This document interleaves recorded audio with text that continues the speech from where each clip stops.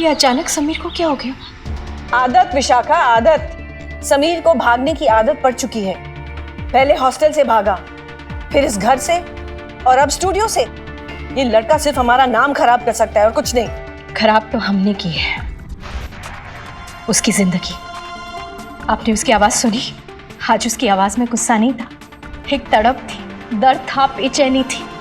और ये दर्द, ये बेचैनी, ये तड़प उसे इस घर में आके मिली। शाखा, तुम तो ऐसे बोल रही हो जैसे उसकी परेशानी का कारण हम हैं।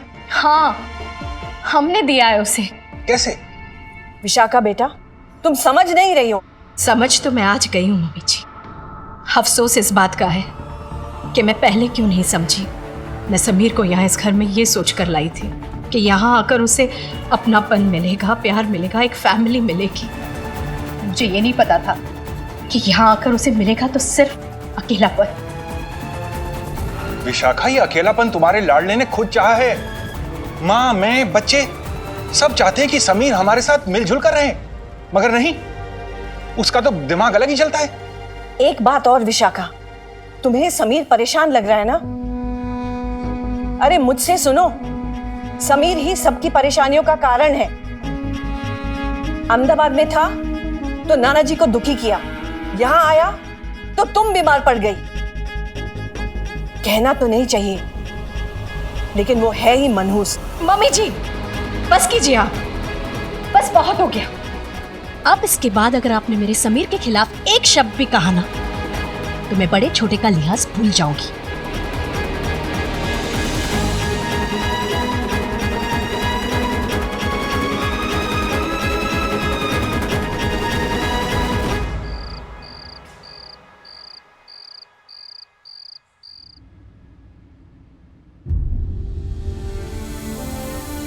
मम्मी, आप ये सब? यहाँ आओ मेरे पास, बैठो। जानते हो बेटा, जब मेरे रोहन के पापा से शादी हुई थी तो विदाई के वक्त मैं बहुत रोई थी। लेकिन मैं अपने पापा का घर छोड़ने की वजह से नहीं रोई थी, मैं तुम्हारी चिंता में रो रही थी कि मेरे जाने के बाद तुम्हारा ख्याल कौन रखेगा, तुम्हारी देखभाल कौन करेगा, तुम्हारी जिम्मेदारी कौन लेगा। ये सारे सवाल मेरे मन में गूंज रहे थे। तब पापा ने तुम्हें अपनी गोद में उठाया और मुझसे कहा, विशाखा जाओ अपने नए घर की जिम्मेदारी संभालो। आज से समीर मेरी जिम्मेदारी है। बस पापा की इस एक बात ने मेरे मन से तुम्हें लेकर सारी शंका, सारी फिक्र मिटा दी। क्योंकि मैं जानती थी मैं चाहे कितनी भी कोशिश कर लूं, मेरी परवरिश में कहीं ना कहीं कोई कमी रह ही जाती।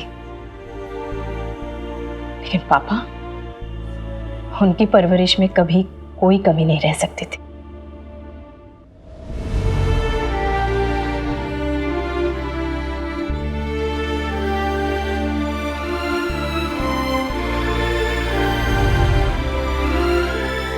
ये बात तुम भी मानते हो, है ना? यहाँ आने के बाद तुम्हारी चिंता कभी नहीं हुई, क्योंकि मैं जानती थी कि पापा तुम्हारे साथ हैं, जो सिर्फ एक नानू बनकर नहीं, बल्कि एक माँ और पिता बनकर तुम्हारा ख्याल रख रहे हैं। लेकिन पापा के चले जाने के बाद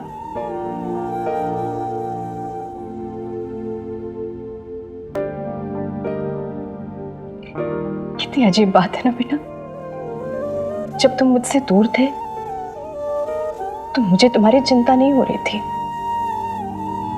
लेकिन आज जब तुम मेरे पास हो मुझे हर घड़ी तुम्हारी चिंता लगी रहती।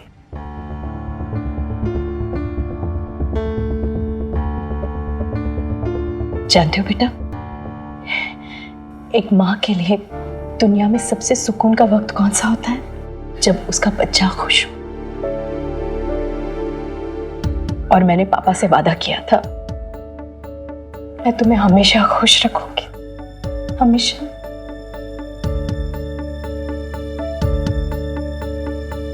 मैंने कोशिश की बेटा, खैर कोशिश तो तुमने भी बहुत की यहाँ सबके साथ एडजस्ट करने के लिए, पर शायद हम दोनों की कोशिशें बेकार गई। समीर, इस दुनिया में मैं सब कुछ बर्दाश्त कर सकती हूँ, लेकिन तेरे चेहरे पे उदासी, तेरी आंखों में आंसू मैं नहीं बर्दाश्त कर सकती। तेरा ये कॉन्फिडेंस, ये पर्सनैलिटी, तेरा आत्मविश्वास तुझे तेरे नानू से मिला है, और अगर तेरा आत्मविश्वास टूट गया ना तो मैं पापा से कभी नजरें नहीं मिला पाऊंगी। मेरा समीर शुरू से शरारती था, गुस्से वाला था, लेकिन कमजोर कभी नहीं था बेटा, और मैं अपने समीर को कभी कमजोर पड़ने भी नहीं दूंगी। इसलिए मैंने फैसला किया है, मैं तुझे वापस भेज रही हूँ अहमदाबाद। मम्मी, लेकिन अचानक से। तू जा बेटा, यहाँ रहेगा ना तो सिर्फ तू और मैं नहीं, तेरे नानू की आत्मा को भी शांति नहीं मिलेगी, बहुत दुख पहुंचेगा उन्हें। तू जा। मैंने ना वो तेरे गांधीनगर वाले मामा से बात कर ली है, वो आएंगे, तेरे साथ रहेंगे, तेरी देखभाल करेंगे। हाँ,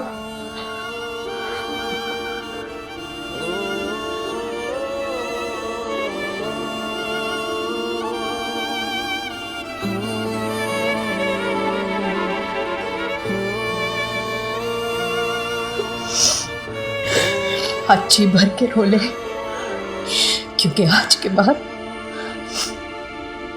मेरा समीर कभी नहीं रोएगा। ये तेरी मामा का वादा है तुझसे।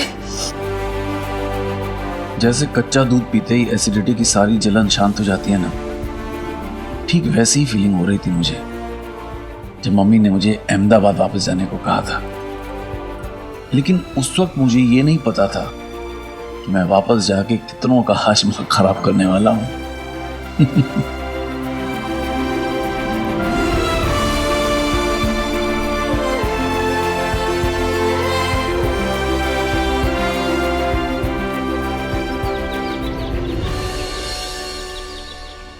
अब बस भी करो, कितना खेलोगी मेरे दिल के साथ?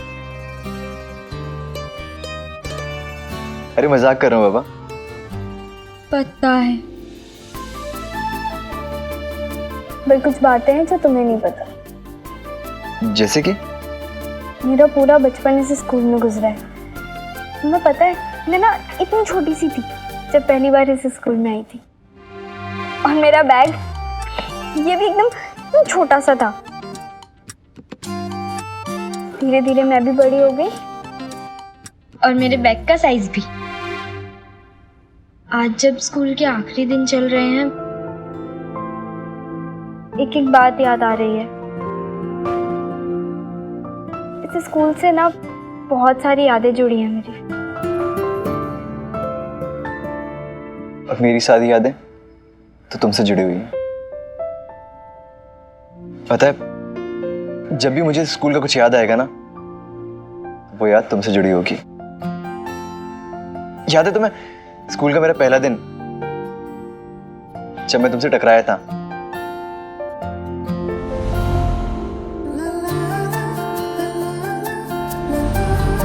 तब नहीं पता था कि वो एक हसीन सा एक्सीडेंट जिंदगी भर तक मुझे तुम्हारा और तुम्हें मेरा बना देगा। समीर, एक बात है जो मैंने तुमसे छुपाई है। तुम्हें पता है, जब हम पहली बार टकराए थे, उसी समय, उसी पल, पहली नजर में मुझे तुमसे प्यार हो गया था। पर तब मुझे समझ नहीं आया था कि प्यार नहीं होना चाहिए था। नहीं बुद्धू, तब मैं ये नहीं समझ पाई थी कि जो मैं महसूस कर रही हूँ उसे प्यार कहते हैं। ओह, तुम्हें याद है जब मैंने प्रिंसिपल सर से तुम्हारी शिकायत की थी? बहुत बुरा लगा था मुझे, बल्कि मैं तो डर गई थी कि मैं तुम्हें वापस देख पाऊंगी या नहीं, तुम कभी स्कूल भी आओगे या नहीं। वो डर, वो घबराहट, मैं तब भी नहीं समझ पाई थी कि मुझे तुमसे प्यार है। और फिर जब मैंने तुम्हारे लिए पहली बार अपना मॉनिटर बेड साइड में रख के झूठ बोला, मैं तब भी नहीं समझ पाई थी कि ये प्यार है। फिर जब मैं 24 घंटे सोते जागते तुम्हारे बारे में सोचने लगी, यहाँ तक कि दूसरों के चेहरे में मुझे तुम्हारा चेहरा नजर आने लगा, तब मुझे समझ आया कि इस पढ़ाकू नैना को तो प्यार हो गया है। और फिर तुमने मुझसे बदला ले लिया, अपना दीवाना बना के। अच्छा, हाँ, नहीं तो मैं तो काम्या को पसंद करता था।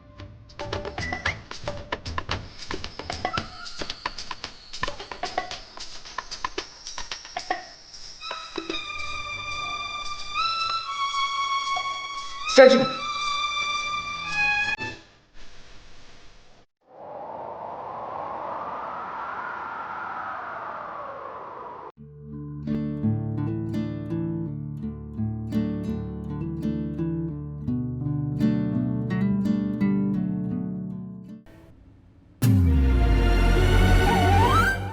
तू अभी तक सो रही है? मैं सो नहीं रही, मैं सपने में समीर से बातें कर रही थी। सुबह सुबह यहाँ क्या कर रही है? ये किताब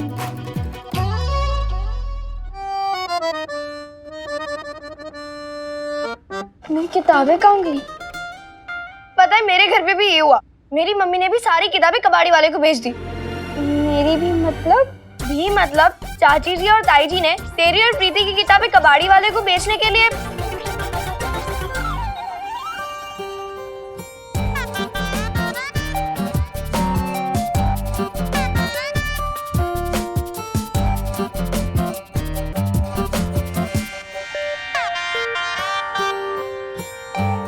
ये मेरी पहली ड्राइंग। तुझे बिल्कुल बुरा नहीं लगा आंटी ने तेरी किताबें? बुरा मुझे तो उल्टा बहुत अच्छा लगा कि मेरी मम्मी ने सारी किताबें बेच दी। मुझे पढ़ाई से छुटकारा जो मिल गया।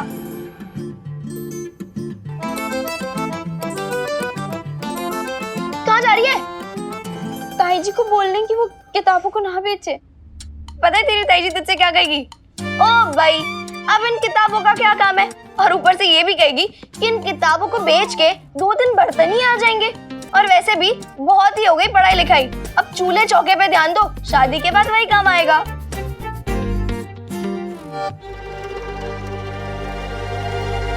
इसे तो मैं बिल्कुल नहीं बेचने दूंगी।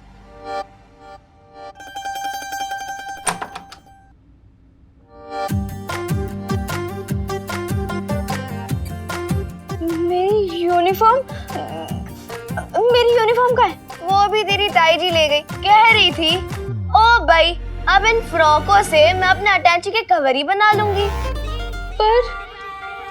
पर अभी तो स्कूल का आखिरी दिन बाकी है ना। वो हमें लिविंग सर्टिफिकेट लेने जाना है और क्लास फोटो भी तो बाकी है। ताई जी, यूनिफॉर्म को कुछ मत कर। क्या है? अरे कहाँ जा रही, डांट पड़ जाएगी। छोड़ ताई जी। एग्जाम के दिन में लेट हो गया। ये अर्जुन किसी काम का ही नहीं है। बोला था मैकेनिक के पास ले जाने पर, नहीं, किसी काम का नहीं है ये।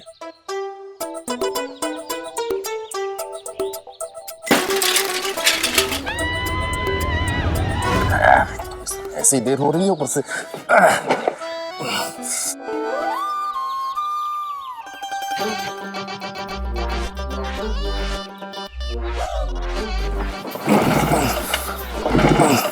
अरे यार, जब देर होती है तुम्हारा भी नाटक शुरू हो जाता।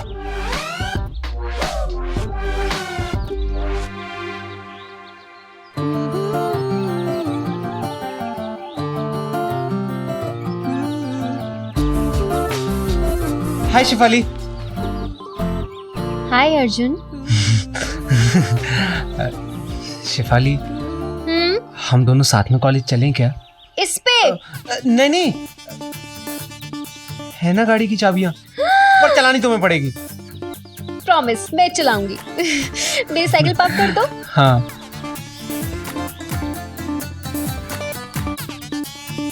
और मैंने ना कार आगे पार्क की है, कोई हमें देख भी नहीं पाएगा साथ में जाते हुए। हाँ, मेरी बुक्स ले आओ। आराम से आराम से आराम से। अर्जुन अर्जुन धीरे धीरे क्लच छोड़ो, ठीक है? पहला गियर डाला तुमने? डाला। चलो अब सड़क की तरफ ध्यान दो। धीरे से धीरे से धीरे से। डरने की कोई बात नहीं है, मैं तुम्हारे साथ हूँ। आराम से। और अर्जुन अर्जुन आराम से आराम से। अर्जुन आराम से। मुझसे नहीं होगा शिफाली। ऐसे कैसे नहीं होगा? तुम्हें पता है मेरे साथ भी बिल्कुल ऐसा हुआ था पहली बार। अच्छा सर, 2 मिनट का ब्रेक मिल सकता है? ओके।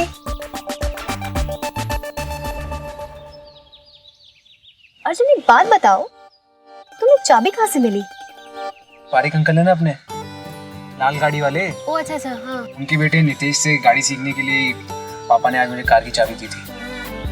तो एक सेकेंड। तो तुम नितेश के पास क्यों नहीं गए?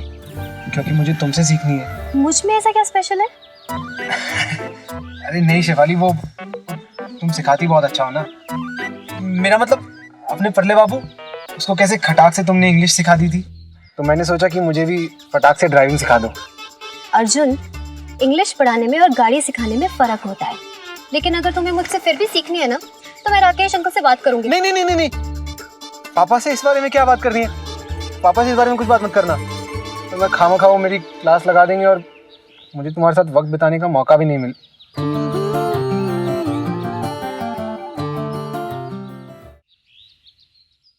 इससे क्या होता है ये?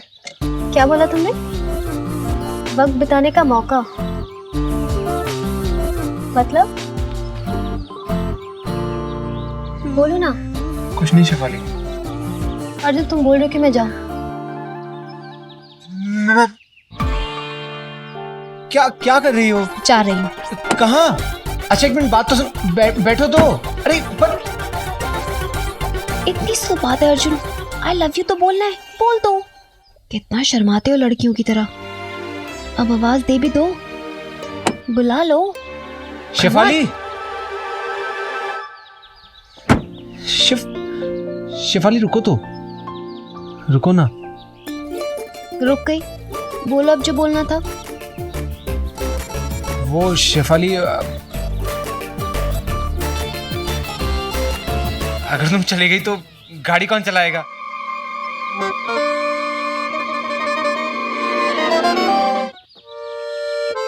तुम्हारे पापा राकेश अंकल गाड़ी चलाएंगे। मैं जा रही हूँ। रिक्शे वाले भैया रुके। अरे शिफाली लेकिन बात तो सुनो मेरी। चले भैया। शिफाली बात।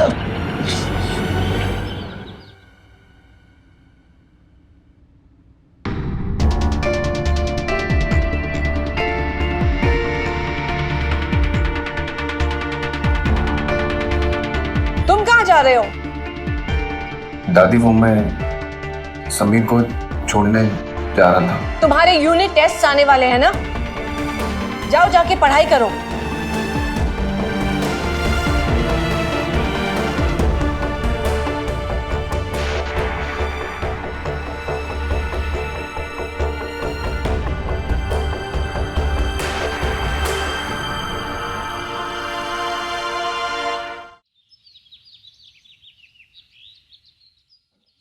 क्या हुआ है समीर? इतनी सुबह सुबह क्यों बुला लिया? क्या हुआ है समीर? कल से देख रही हूँ तुझे ना। नैना से तूने फोन पे बात की और वो रात को स्टूडियो में भी, और अब ये। मैं अहमदाबाद जा रहा हूँ। वो तो दिख रहा है। चलो अच्छा है, 3-4 दिन का ब्रेक मिल जाएगा तो। 3-4 दिन के लिए नहीं, हमेशा के लिए जा रहा हूँ। हमेशा के लिए? कोई बात हुई है क्या? नहीं, कोई बात नहीं हुई है। शायद इतना ही वक्त लिखा था मेरी किस्मत में, दिल्ली में और तुम लोगों के साथ रहने के लिए। तुम्हें पता है अमृता, इस 1 साल में ना मुझे पता चल गया है कि भले ही अहमदाबाद और दिल्ली में बहुत फर्क है, लेकिन जब दोस्ती की बात आती है ना, तो दोनों शहर एक जैसे हैं। वहाँ अहमदाबाद में भी मेरे बेस्ट फ्रेंड्स हैं और यहाँ दिल्ली में भी। Thank you so much Amrita, तुमने मेरे लिए इतना कुछ किया। मैं तुम्हें कभी नहीं भूल सकता। कोशिश भी मत करियो, वरना वहां आकर ना तेरी मुंडी मरोड़ दूंगी मैं। तू भी मुझे बहुत याद आएगा।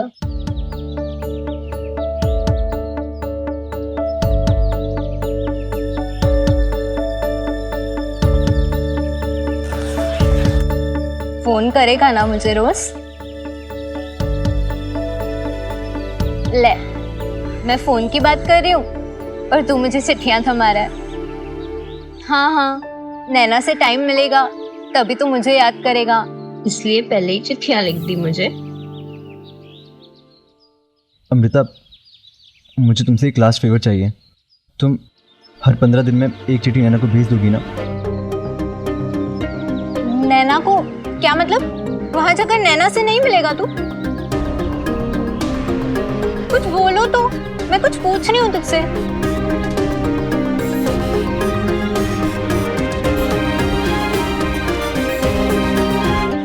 रुको, मैं आ रहा हूँ तुम्हें एयरपोर्ट छोड़ने। रोहन, क्या कहा था मैंने तुमसे? जाओ जाके पढ़ाई करो। सुना नहीं क्या? चलो, तुम पढ़ाई मिस नहीं कर सकते हो। पढ़ाई का तो पता नहीं दादी, लेकिन आज समीर को एयरपोर्ट छोड़ना बिल्कुल मिस नहीं कर सकता।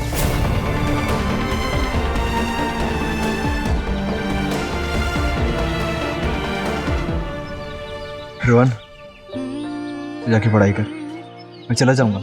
जाना जरूरी है क्या समीर? मत जाओ ना प्लीज।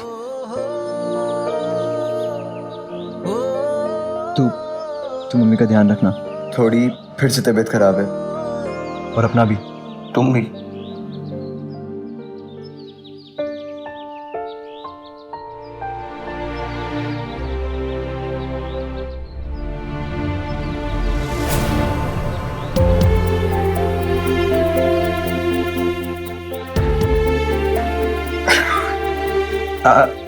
मैं चलता हूँ।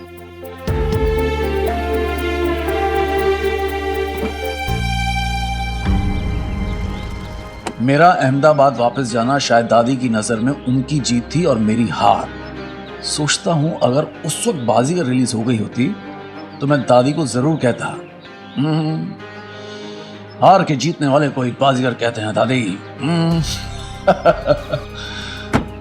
लेकिन सच कहूं तो वो मेरी जीत ही थी, क्योंकि मुझे सिर्फ माँ की ममता ही नहीं बल्कि भाई बहन का प्यार भी मिल गया था।